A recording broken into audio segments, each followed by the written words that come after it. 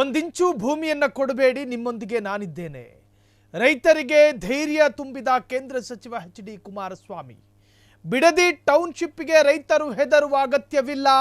Bidadi township ಹೆಸರಿನಲ್ಲಿ ಸರ್ಕಾರ ರೈತರ ಭೂಮಿ ಲೂಟಿ ಮಾಡ್ತಾ ಇದೆ.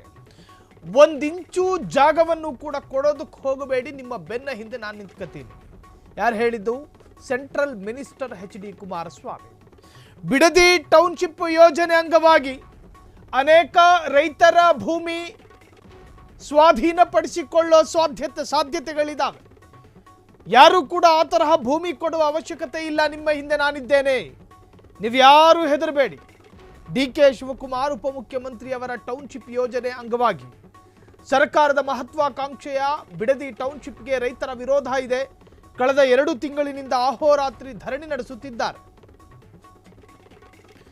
ರೈತರಿಗೆ ಮಿಡಿಯುವುದು ಬಿಟ್ಟು ಈ ಸರ್ಕಾರ ರಿಯಲ್ ಎಸ್ಟೇಟ್ ಕುಳಗಳಿಗೆ ಮಿಡಿಯುತ್ತಿವೆ. ಬಿಡದಿ ಟೌನ್ಶಿಪ್ ಮಾಡುವುದು ಕುಮಾರಸ್ವಾಮಿ ಅವರ ಕಾಲದಲ್ಲಾಗಿರುವ ತೀರ್ಮಾನ. ನನ್ನ ಹೆಸರು ತೆಗೆದುಕೊಳ್ಳಬೇಡಿ, ನನ್ನ ಕಾಲದ ತೀರ್ಮಾನವೇ ಬೇರೆ. ಇವತ್ತಿನ ತೀರ್ಮಾನಗಳೇ ಬೇರೆ. ಅಂದು ಭೂಮಿ ಬೆಲೆ ದೊಡ್ಡ ಮಟ್ಟದಲ್ಲಿರಲಿಲ್ಲ, ಆದರೆ ಇವತ್ತು ಭೂಮಿಗೆ ಭಾರಿ ಬೆಲೆ ಬಂದಿದೆ ಎಂದ ಎಚ್.ಡಿ. ಕುಮಾರಸ್ವಾಮಿ. 9,000 ಎಕರೆ ಭೂಮಿಯನ್ನ ಟೌನ್ಶಿಪ್ಗೆ ಸ್ವಾಧೀನ ಮಾಡಿಕೊಳ್ಳಲು ಹೊರಟಿದ್ದಾರೆ. ರೈತರು ಇದಕ್ಕೆ ವಿರೋಧ ಇದ್ದಾರೆ. ನಾನು ರೈತರ ಪರ ಇದ್ದೇನೆ ಎಂದ ಎಚ್.ಡಿ. ಕುಮಾರಸ್ವಾಮಿ. ಒಂದಿಂಚು ಕೂಡ ಭೂಮಿ ಕೊಡೋದಕ್ಕೆ ನಾವು ಬಿಡೋದಿಲ್ಲ.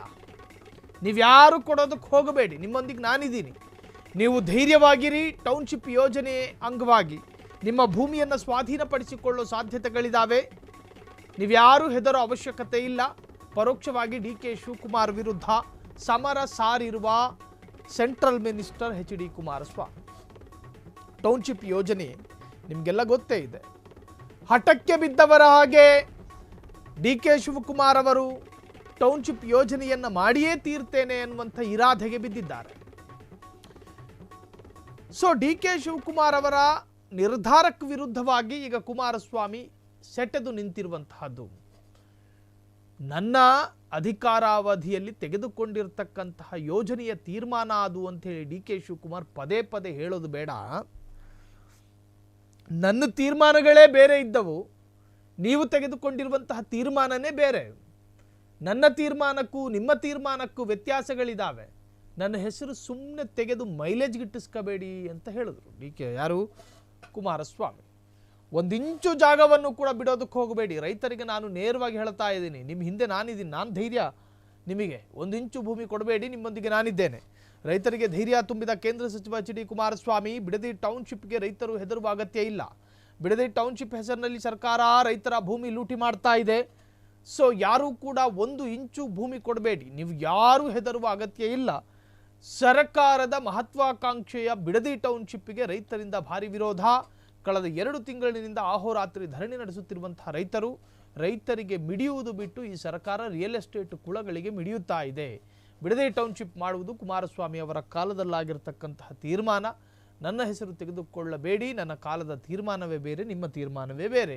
ಇವತ್ತಿನ ತೀರ್ಮಾನಗಳೇ ಬೇರೆ. ಅಂದು ಭೂಮಿಯ ಬೆಲೆ ದೊಡ್ಡ ಮಟ್ಟದಲ್ಲಿ ಇರಲಿಲ್ಲ, ಹಾಗಾಗಿ ನಾನು ಆ ತೀರ್ಮಾನವನ್ನು ತೆಗೆದುಕೊಂಡಿದ್ದೆ. ಆದರೆ ಇವತ್ತು ಭೂಮಿಗೆ ಚಿನ್ನದ ಬೆಲೆ ಬಂದಿದೆ.